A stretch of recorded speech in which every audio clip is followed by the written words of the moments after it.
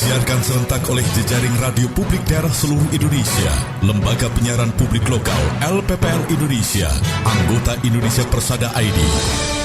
Berita Indonesia Live merangkum berita-berita teraktual dari berbagai daerah di tanah air, ekonomi, politik, pemerintahan, sosial, pariwisata, dan budaya. Bisa Anda simak setiap Senin hingga Jumat jam 9 pagi dan jam 2 sore waktu Indonesia Barat, jam 10 pagi dan jam 5 sore waktu Indonesia Tengah, jam 11 siang dan jam 6 sore waktu Indonesia Timur. Persembahan Persatuan Radio TV Publik Daerah seluruh Indonesia, Indonesia Persada ID, untuk menyiarkan baik.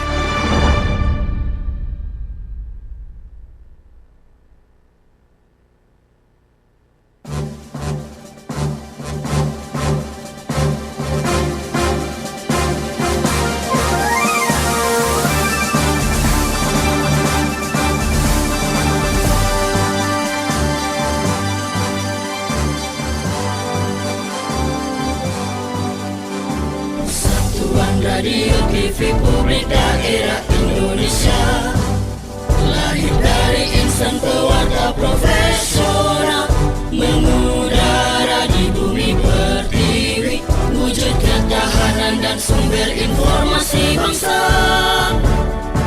Persada ID eratkan persatuan bangsa Indonesia, kukuhkan semangat kebersamaan negeri, bangun daerah kuat Indonesia tangguh, teguhkan komitmen jati diri bangsa. Persada ID, mencerdaskan kehidupan bangsa. Persada ID, bangun daerah kuat Indonesia tangguh, korbankan semangat persatuan dan kesatuan untuk daerah maju Indonesia jaya. Singkirkan perbedaan, jauhkan pertikaian. Persada ID pilar budaya bangsa. Persada ID pilar budaya bangsa. Persada ID pilar budaya bangsa.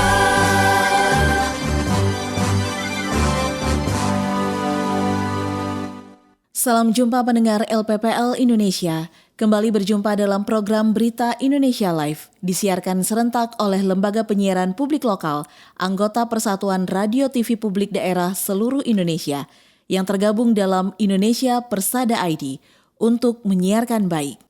Berita Indonesia Live edisi Senin 18 Mei 2026 kali ini bersama radio host LPPL Radio Publik Kota Denpasar, Bali, menyuguhkan beragam berita teraktual dari berbagai penjuru tanah air yang dikemas lugas, inspiratif, variatif, dan edukatif akan hadir di tengah ruang dengar Anda bersama saya, Nadia Rizna.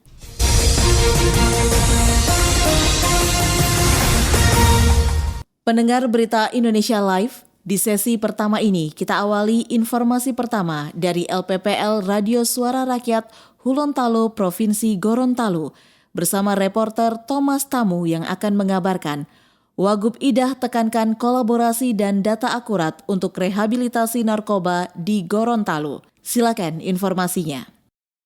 Dimanapun Anda berada, pemerintah Provinsi Gorontalo menegaskan komitmennya dalam mendukung upaya rehabilitasi narkoba melalui program kolaborasi lintas sektor dan integrasi data yang akurat. Hal ini disampaikan Wakil Gubernur Gorontalo Ida Syaida Rusli Habibi saat menghadiri rapat koordinasi rehabilitasi sekaligus penandatanganan perjanjian kerjasama atau PKS Lembaga Rehabilitas Berkelanjutan Mitra BNN di Aula BNN Provinsi Gorontalo Senin 18 Mei 2026.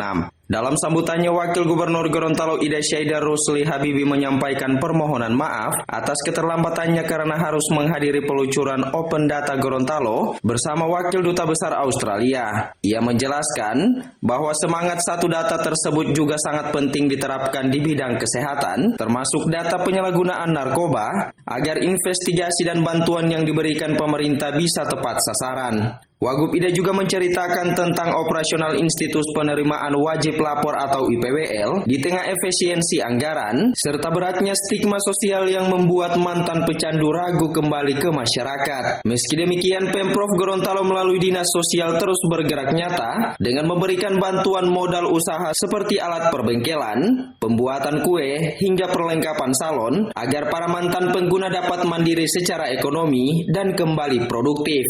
Menutup arahannya, Wagub Ida berharap rakor ini dapat menyampaikan persepsi, memperkuat mekanisme rujukan yang efektif, serta membangun cara pandang masyarakat yang lebih humanis. Pulih itu bukan mustahil, dan rehabilitasi bukan sebuah hukuman. Demikian, saya Thomas Tamu, reporter LPPL Radio Suara. Terima kasih rekan Thomas, selamat bertugas kembali.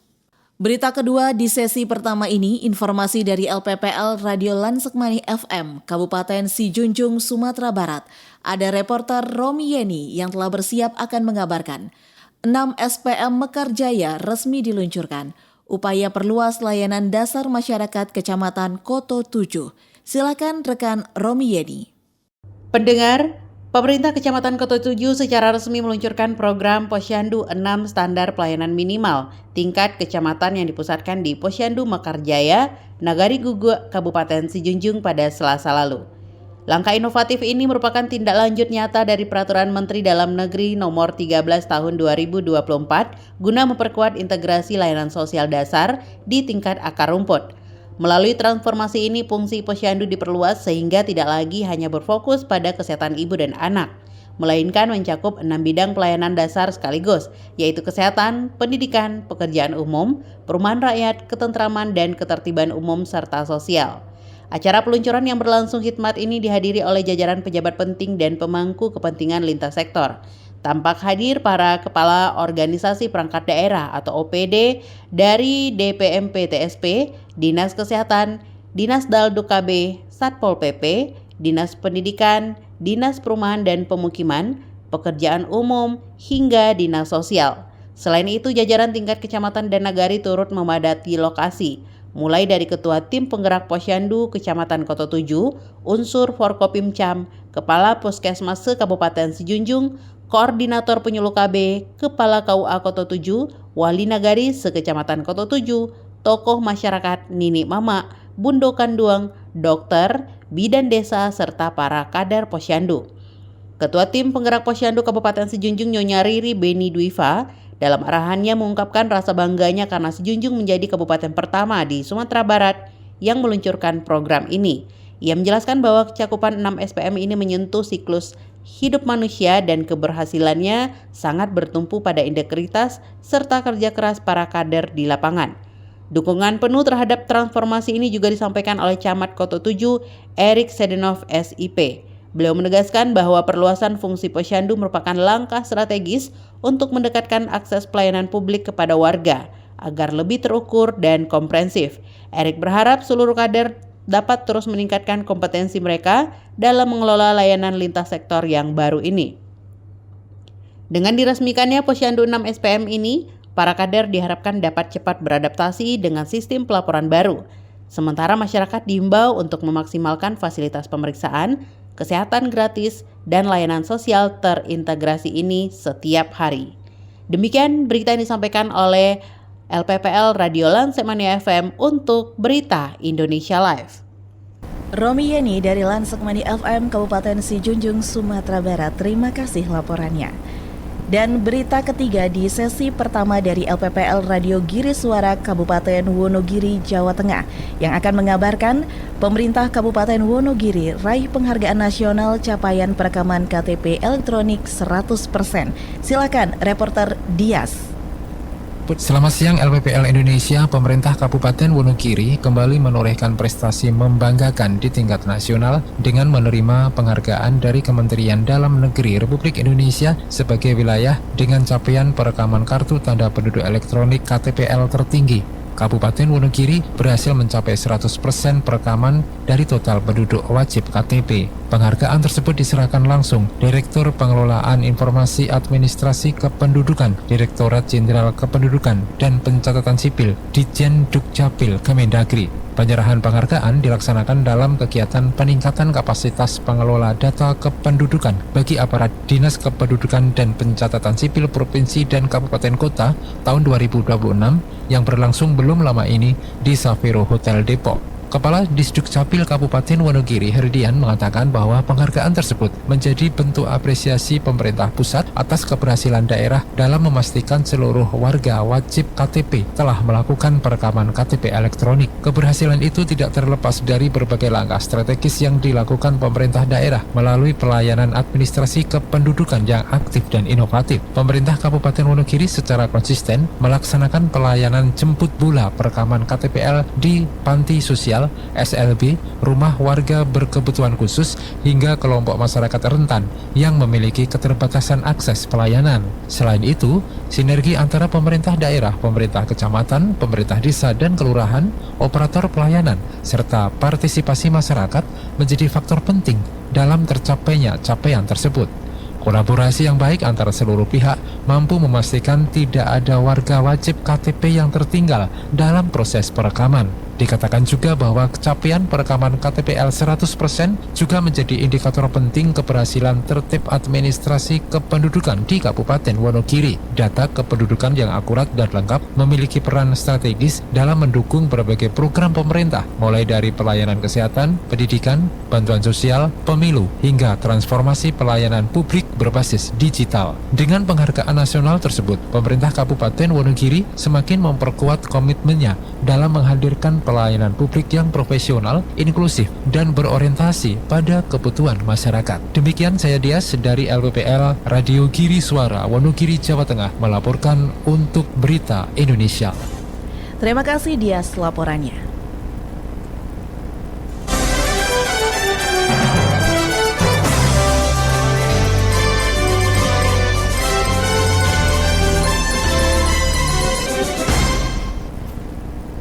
Pendengar LPPL Indonesia, terima kasih Anda masih mendengarkan siaran Berita Indonesia Live.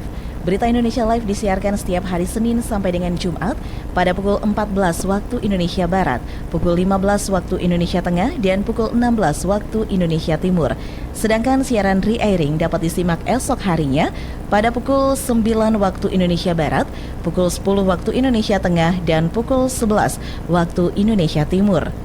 Berita Indonesia Live disiarkan serentak oleh anggota Persatuan Radio TV Publik Daerah seluruh Indonesia. Indonesia Persada ID untuk menyiarkan baik.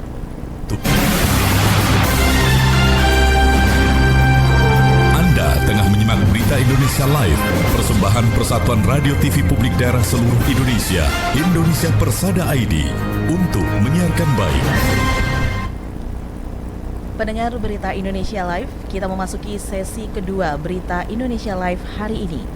Sesi kedua akan diawali dengan Persada ID Talk dengan informasi e-court layanan pengadilan dan pasar bersama reporter Adiani. Silakan Adiani. Selamat siang pendengar seluruh Indonesia. Saat ini saya Adiani sedang bersama dengan narasumber dari PN Kota Denpasar. Ini ada Bapak Rudi Anantawijaya SHMHLI ya, yang akan menyampaikan terkait dengan e-court-nya warga kota. Kita sapa dulu, tapi sebelumnya ya Pak Rudi, gimana kabarnya? Baik untuk pagi ini dan semoga baik untuk kedepannya. Oke. Nah, ngomong-ngomong soal e-court nih Pak Rudi, kita pengen tahu e-court ini apa sih Pak Rudi? Jadi e-court ini adalah suatu proses layanan dari Mahkamah Agung dalam hal ini Pengadilan Negeri Klaten, bahwasanya terkait dengan administrasi perkara perdata pada umumnya sejak dari awal pendaftaran sampai dengan di akhir, sampai dengan putusan, sampai dengan upaya hukum, itu semuanya bisa dilakukan secara elektronik. Oke, jadi semuanya digital gitu ya Pak, ya, secara online ya. Oke, warga kota. Jadi seperti itu, mengikuti juga perkembangan zaman saat ini ya, semua serba digital. Dari pengadilan negeri pun juga meluncurkan yang namanya e-court. Nah, untuk warga kota yang penasaran dengan e-court lebih lanjut, silakan bisa mengajukan pertanyaan melalui WhatsApp kami di 081338338926. Nah, tadi kita sudah dijelaskan oleh Pak Rudi seperti apa sih e-court ini. Lanjut, kita pingin tahu nih, sejak kapan sih e-court ini diberlakukan di Indonesia, Pak Rudi? Ya, kalau berbicara mengenai sejak kapan, sebenarnya embrionya itu sudah ada sejak tahun 2018 ya. Oke. Ketika ada Perma 3 2018 yang mengatur tentang administrasi pengadilan secara elektronik, kemudian diperbarui lagi dengan Perma yang nomor 1 tahun 2019, ya ini tentang administrasi perkara persidangan di pengadilan secara elektronik, dan ada yang terbaru lagi Perma 7 tahun 2022 yang memperbarui yang Perma 2019 tadi. Oke, jadi cikal bakalnya sudah ada idenya sejak 2018 ya. Betul. Oke, dan akhirnya efektif mulai diberlakukan ini kapan, Pak Rudi? Dan mulai efektif ya pada saat itu, sejak diberlakukan saat itulah mulai berlaku sampai dengan sekarang. Oke, baik, sampai dengan sekarang masih ya bisa dilaksanakan terkait dengan pelaksanaan e-court. Nah, tadi sudah dijelaskan ya seperti apa e-court ini, kemudian sejak kapan berlakunya, dan kita ingin tahu juga kenapa sih akhirnya e-court ini diluncurkan gitu Pak, menjadi satu inovasi, dan juga perbedaan antara e-court dengan sidang konvensional ini seperti apa? Silakan. Ya, e-court ini sebenarnya diluncurkan oleh Mahkamah Agung sebagai bentuk salah satu menyikapi perkembangan kekinian juga. Artinya zaman sudah berubah, semuanya bisa lebih efektif, efisien dan mudah, dan pemberlakuan e-court ini pun juga sudah sangat, kemarin waktu kita di zaman Covid ya, jadi sangat-sangat membantu bagi masyarakat. Karena waktu Covid dulu kan kita nggak sempat berjalan keluar atau beraktivitas, sehingga proses persidangan bagi warga pencari keadilan pun tetap harus berjalan.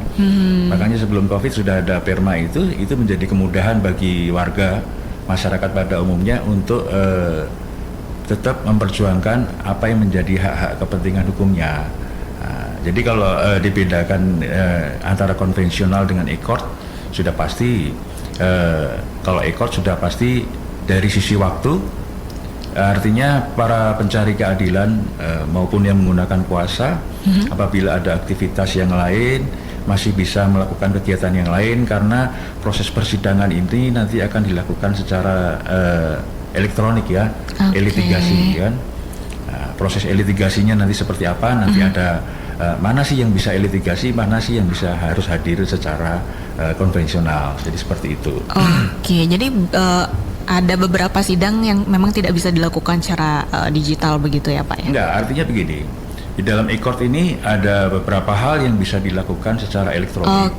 Tapi dalam perkara yang bersama, untuk hal-hal yang sifatnya untuk pembuktian, misalnya kita harus kesempatan untuk bukti surat, kita kan harus verifikasi, mengecek aslinya, kemudian pada saat pembuktian, pemeriksaan saksi bagi dari kedua belah pihak, otomatis kan juga bisa hadir untuk di persidangan di pengadilan gitu loh.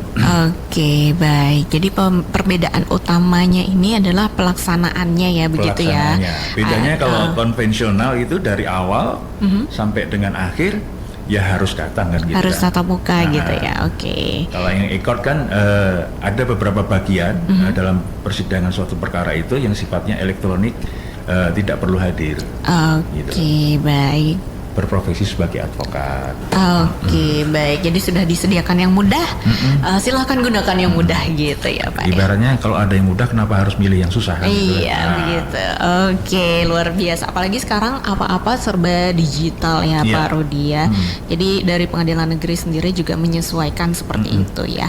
Nah, kemudian kalau misalnya untuk case yang bisa dilakukan secara e-court ini, apakah semua kasus bisa dilaksanakan sidangnya secara e-court begitu Pak Rudi?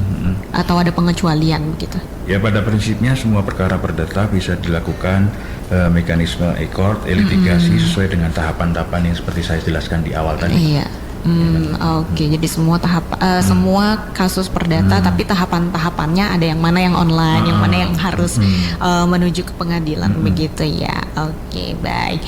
Terima kasih banyak nih ya Pak Rudi untuk bincang-bincangnya hari ini ya, karena memang membuka wawasan kita terkait dengan pelaksanaan e-court ini sendiri yang ternyata memang sangat memudahkan para penggunanya ya Pak ya.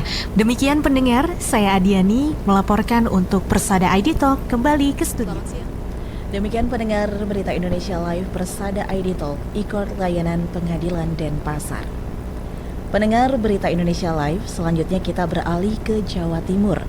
Dari LPPL Radio Suara Pasuruan FM Kabupaten Pasuruan, Jawa Timur, ada Anggun yang akan melaporkan 3 jemaah haji Kabupaten Pasuruan wafat di Tanah Suci. Reporter Anggun, silahkan laporannya. Selamat siang pendengar LPPL Indonesia. Kabar duka menyelimuti rombongan jemaah haji asal Kabupaten Pasuruan yang tengah menunaikan ibadah di Tanah Suci. Hingga pertengahan Mei 2026, tercatat 4 jemaah meninggal dunia, baik saat berada di Madinah, Mekah maupun setelah sempat menjalani perawatan di Indonesia. Hal tersebut seperti yang disampaikan PLT Kepala Kantor Kementerian Haji dan Umroh Kabupaten Pasuruan, Ahmad Marzuki, saat dihubungi via sambungan seluler langsung dari Tanah Suci Mekah Minggu 17 Mei 2026. Jemaah pertama yang wafat adalah Komariah. Beliau meninggal dunia saat berada di Madinah pada 26 April 2026. Selanjutnya Abdul Wahid dari Kloter 7 Sub meninggal di Mekah pada 7 Mei 2026. Kemudian jemaah atas nama Jumayyah binti Abdul Ghafur juga dilaporkan wafat di Mekah pada 13 Mei 2026. Sementara satu jemaah lainnya, Abdul Kohar dari Kloter 6 Sub, meninggal dunia di Pasuruan setelah sempat mengalami gangguan kesehatan sebelum keberangkatan. Gus Anis, sapaan akrab PLT Kepala Kantor Kementerian Haji dan Umroh Kabupaten Pasuruan, menegaskan pihaknya terus memantau kondisi para jamaah melalui petugas kloter dan laporan dari tim pendamping di Arab Saudi. Untuk Kabupaten Pasuruan, berdasarkan data yang kami terima dari teman-teman kloter dan dari teman-teman yang ada di Kementerian Haji dan Umroh daerah, ada 4 orang yang sudah meninggal dunia. Kami berharap kepada seluruh jamaah haji, khususnya Pasuruan Raya, ini selalu menjaga diri, menjaga kesehatan, memakai APD dan juga membawa nusuk sebagai identitas jamaah haji yang sah agar bisa memasuki wilayah Masjidil Haram dan juga wilayah Ar-Musna. Sementara itu, di tengah suhu ekstrim di kota Mekah yang mencapai 44 derajat Celcius pada siang hari dan 30 derajat Celcius pada malam hari, pihak Kemenhaj mengingatkan seluruh jamaah untuk lebih disiplin menjaga kondisi fisik selama menjalankan rangkaian ibadah haji. Saya Anggun mengabarkan untuk Berita Indonesia. Terima kasih Anggun, selamat bertugas kembali. Berita selanjutnya, buka Piala Bupati U13 dan U15, Bupati Tangerang tegaskan komitmen regenerasi atlet sepak bola. Selengkapnya dilaporkan Andri dari LPPL Tangerang Radio Kabupaten Tangerang, Banten. Silakan rekan Andri. Dengar LPPL seluruh Indonesia, Bupati Tangerang Muhammad Meso Rashid secara resmi membuka turnamen sepak bola Piala Bupati Cup 2026 kelompok usia U13 dan U15 di Training Ground Stadion Indomilk Arena Kecamatan Kelapa II, Kabupaten Tangerang. Dalam sambutannya, Bupati Meso Rashid menegaskan pentingnya kompetisi kelompok umur yang berjenjang dan berkesinambungan sebagai fondasi utama regenerasi dan mencetak pemain masa depan daerah. Menurutnya, pembinaan berjenjang dan berkelanjutan sejalan dengan harapan Presiden Persita Tangerang Zaki Iskandar bersama jajaran manajemen agar kompetisi sepak bola di Kabupaten Tangerang terus berjalan secara konsisten demi menjaga mata rantai pembinaan atlet usia dini. Dia juga memberikan pesan kepada seluruh pemain dan ofisial untuk menjunjung tinggi sportivitas dan menjaga kondisi fisik serta mental agar mereka semua dapat siap bertanding secara maksimal. Sementara itu, Sekretaris PSSI Kabupaten Tangerang Haji Mehmet mengungkapkan bahwa ajang Piala Bupati Cup 2026 diikuti sebanyak 30 tim untuk berbagai kategori. Jika digabungkan dengan kompetisi kelompok umur sebelumnya, tercatat sekitar 2.165 pesepak bola muda aktif dalam pembinaan sepak bola lokal Kabupaten Tangerang. Pihaknya berharap dengan dimulainya Piala Bupati Cup U13 dan U15 tahun 2026 bisa melahirkan generasi atlet sepak bola muda tangguh, sehat, berprestasi dan mampu mengharumkan nama Kabupaten Tangerang di tingkat nasional maupun internasional. Demikian informasi yang dapat kami sampaikan. Saya Andri dari Tangerang Radio untuk Berita Indonesia Live. Terima kasih Andri dari LPPL Tangerang Radio Kabupaten Tangerang, Banten. Pendengar Berita Indonesia Live, event Selawiran 2026, Dongkrak Gaya Hidup Sehat dan UMKM dari LPPL Selawi FM Kabupaten Tegal, Jawa Tengah akan disampaikan reporter Sofia. Silakan informasinya. Dengar Berita Indonesia Live, Bupati Tegal Iskak Maulana Rohman secara resmi membuka kegiatan event Selawiran dalam rangka Hari Jadi Kabupaten Tegal ke-425 di Gor Tri Sanja pada Minggu 17 Mei 2026. Kegiatan ini mendapat antusiasme tinggi dari masyarakat dengan diikuti sekitar 1.200 peserta, baik dari Kabupaten Tegal maupun luar kota.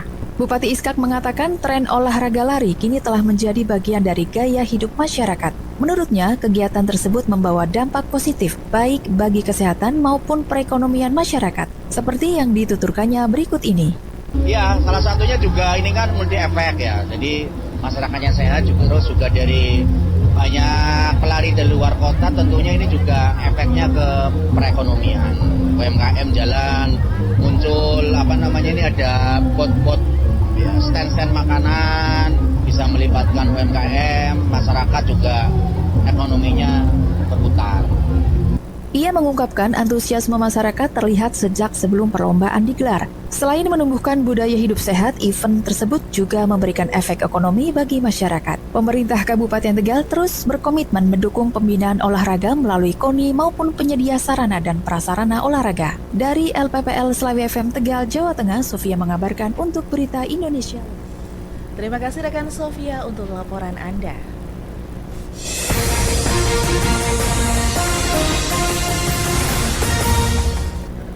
Pendengar Berita Indonesia Live, kita telah berada di sesi terakhir pada Berita Indonesia Live edisi hari ini, Senin 18 Mei 2026.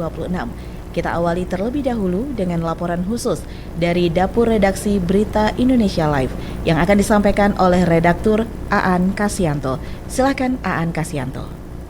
LPP Indonesia Analis Pengembangan Lembaga Pembiayaan OJK Iwan Partugi mengatakan permintaan emas nasional yang terus meningkat menjadi peluang untuk pengembangan kapasitas produksi dalam negeri dan optimalisasi sumber daya emas yang ada di masyarakat. Dijelaskan oleh Iwan mengungkapkan bahwa volume impor emas batangan Indonesia terus mengalami peningkatan sepanjang 2016 hingga 2025 dengan rata-rata pertumbuhan mencapai 29,10% per tahun. Pada 2025, sekitar 89% impor emas Indonesia masih berasal dari Australia, Hong Kong, Singapura, Jepang, dan Swiss. Dilanjutkan bahwa saat diskusi membahas perkembangan regulasi pengawasan hingga potensi ekonomi bank emas yang diselenggarakan oleh Universitas Kristen Indonesia, dalam keterangan dikutip di Jakarta, dia mengatakan bahwa bank emas atau Bullion Bank bukan merupakan lembaga atau badan hukum tersendiri, melainkan kegiatan usaha yang dilakukan lembaga jasa keuangan.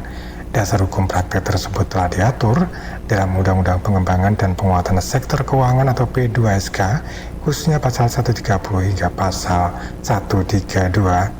Sementara itu, analis perdagangan ahli utama BPEPTI MSIS menyebut perdagangan emas digital yang diawasi pemerintah wajib memiliki aset dasar atau acuan underlying asset berupa emas fisik nyata. Menurutnya, regulasi perdagangan emas digital dibentuk untuk mencegah praktik perdagangan emas tanpa fisik yang berpotensi merugikan masyarakat. Laporan khusus redaksi Kasyanto untuk Berita Indonesia Live. Terima kasih rekan Aan Kasyanto. Kita beralih ke LPPL Radio Magetan Indah FM Kabupaten Magetan, Jawa Timur bersama reporter Wina yang akan melaporkan Bupati Magetan menyambut kedatangan Presiden Prabowo Subianto dan memberikan penghormatan serta mengawal prosesi keberangkatan hingga pesawat kepresidenan resmi take off menuju Jakarta. Silakan Wina laporannya. Terima kasih, selamat siang pendengar LPPL di seluruh Indonesia. Presiden Prabowo Subianto tiba di Pangkalan TNI Angkatan Udara Iswahyu di Kabupaten Magetan dalam rangka kunjungan kerja ke Kabupaten Nganjuk dan Kabupaten Tuban pada Sabtu 16 Mei 2026. Bupati Magetan Bunda Nani bersama Menteri Pertanian Andi Amran Sulaiman dan Lanut Iswahyudi Marsma TNI Muhtadi Anjar Legowo serta Kapolres Magetan AKBP Raden Erik Bangun Prakasa menyambut langsung kedatangan Kepala Negara Republik Indonesia tersebut. Kunjungan kerja Presiden Prabowo kali ini membawa sejumlah agenda strategis yang berfokus pada penguatan ekonomi kerakyatan hingga ketahanan pangan. Dari Pangkalan TNI Angkatan Udara Iswahyudi, Presiden Prabowo melanjutkan perjalanan menuju Kabupaten Nganjuk dan Kabupaten Tuban untuk menghadiri sejumlah rangkaian kegiatan. Selain itu, Kepala Negara juga akan meresmikan operasionalisasi 1061 koperasi desa atau kelurahan merah putih, dan selanjutnya Presiden Prabowo akan menuju Kabupaten Tuban untuk menghadiri panen raya jagung serentak kuartal 2 tahun 2026. Sebelumnya, Presiden Prabowo bersama rombongan terbatas diketahui bertolak menuju Lanut Iswahyudi dari Pangkalan TNI AU Halim Perdana Kusuma, Jakarta, sekitar pukul 6:50 waktu Indonesia Barat. Turut mendampingi Presiden Prabowo dalam penerbangan menuju Jawa Timur, di antaranya Menteri Sekretaris Negara Prasetyo Hadi, Menteri Luar Negeri Sugiono, Kepala Staf Kepresidenan Dudung Abdurrahman, Sekretaris Kabinet Teddy Indra Wijaya, serta Wakil Menteri Pertanian Sudaryono. Presiden Republik Indonesia Prabowo Subianto bertolak menuju Pangkalan TNI Angkatan Udara Iswahyudi Magetan setelah merampungkan seluruh rangkaian kegiatan kunkernya di wilayah Nganjuk dan Tuban. Kunjungan kerja di kedua kabupaten tersebut berjalan dengan lancar sebelum Kepala Negara beserta rombongan bersiap untuk kembali ke ibu kota Jakarta. Demikian informasi dari LPPL Radio Magetan Indah FM Magetan, Jawa Timur. Wina melaporkan untuk Berita Indonesia Live. Terima kasih rekan Wina, selamat bertugas kembali. Pendengar Berita Indonesia Live, kita lanjutkan informasi berikutnya dari LPPL Abdi Persada FM Banjarbaru, Kalimantan Selatan. Ada reporter Fitri Hidayah yang telah siap melaporkan berita distribusi BBM bersubsidi di SPBU Kalsel dipastikan tepat sasaran. Silahkan rekan Fitri Hidayah laporannya. Baik, terima kasih Nadia. Dari Kalimantan Selatan kami kabarkan bahwa pemerintah Provinsi Kalimantan Selatan bergerak cepat menyikapi keluhan masyarakat terkait distribusi solar subsidi dengan melakukan inspeksi mendadak ke sejumlah SPBU di wilayah Banjarbaru dan Banjarmasin. Kegiatan yang melibatkan Satgas BBM bersama unsur TNI, Polri, dan stakeholder terkait tersebut dipimpin Asisten Bidang Perekonomian dan Pembangunan Setdaprop Kalsel Arya Dinor, didampingi Kepala Dinas Perdagangan Kalsel Ahmad Bagiawan. Sidak dilakukan atas arahan Gubernur Kalimantan Selatan Muhyiddin sebagai langkah cepat pemerintah daerah memastikan distribusi BBM subsidi, khususnya solar dan biosolar, berjalan sesuai aturan serta tepat sasaran di tengah meningkatnya kebutuhan masyarakat. Asisten Bidang Perekonomian dan Pembangunan Setdaprop Kalsel Arya Denor mengatakan, pemerintah ingin memastikan dua hal utama dalam pengelolaan BBM subsidi, yakni ketersediaan pasokan dan pemerataan distribusi kepada masyarakat. Pemerintah tidak ingin masyarakat maupun supir angkutan menjadi korban akibat adanya penyalahgunaan pengelolaan BBM subsidi di SPBU. Karena itu, pengawasan langsung dilakukan bersama aparat penegak hukum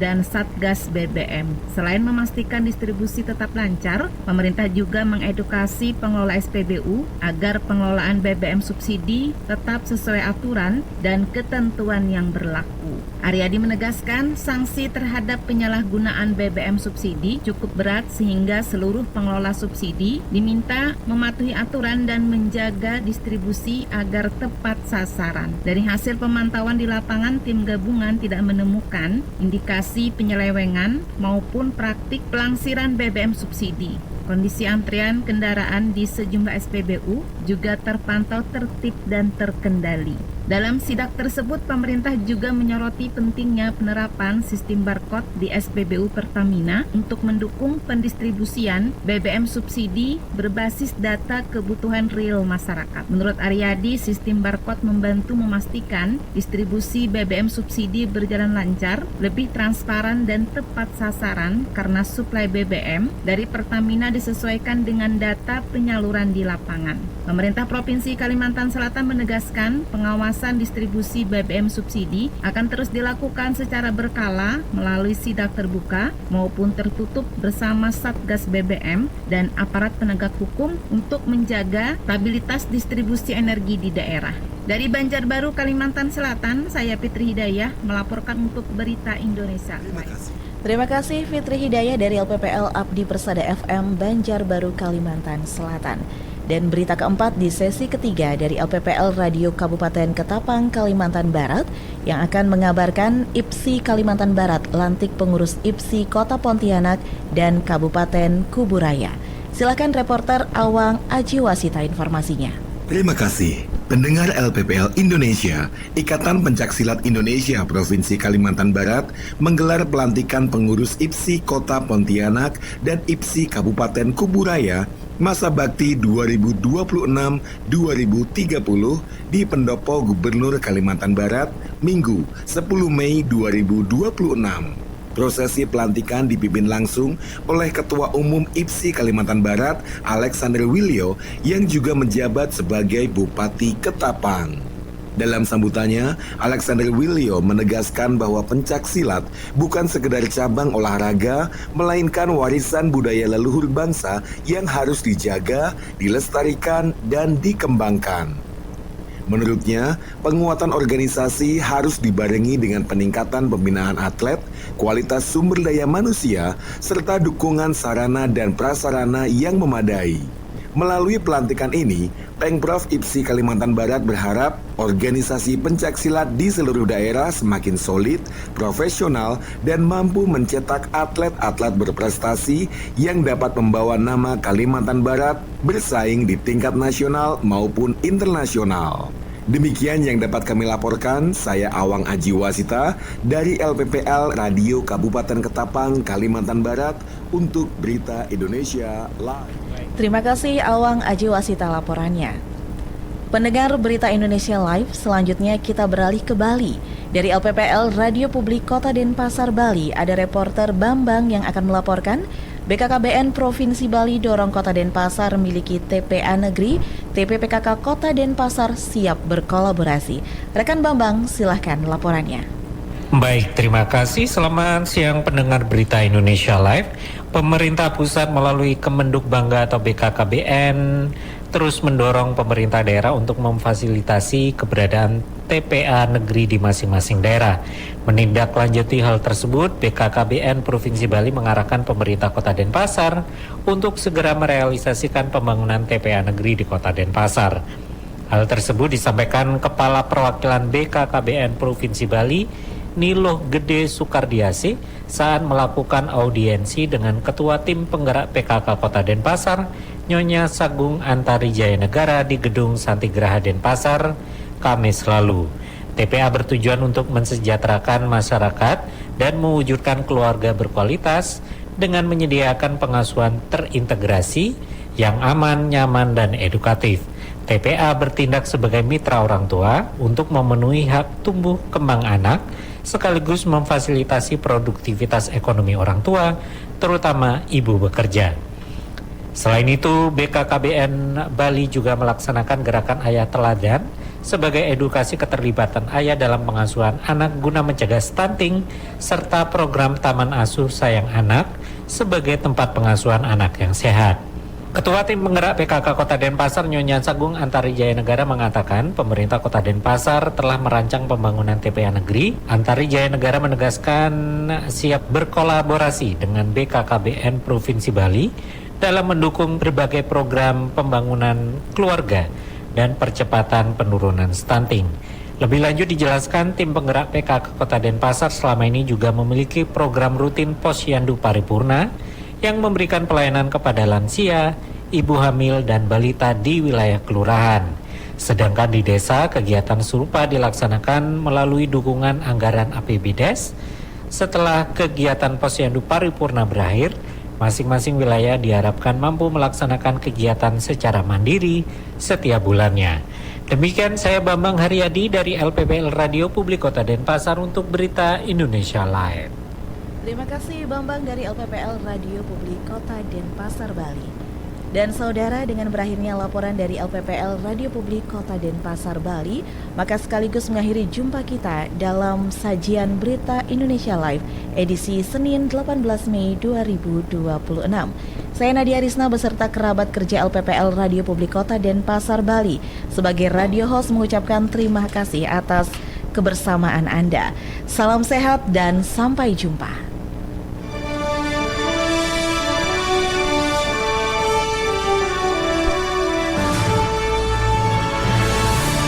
Baru saja Anda ikuti Berita Indonesia Live, disiarkan serentak oleh jejaring radio publik daerah seluruh Indonesia, lembaga penyiaran publik lokal, LPPL Indonesia, anggota Indonesia Persada ID. Berita Indonesia Live, lugas, inspiratif, variatif, edukatif, persembahan Persatuan Radio TV Publik Daerah seluruh Indonesia, Indonesia Persada ID, untuk menyiarkan baik.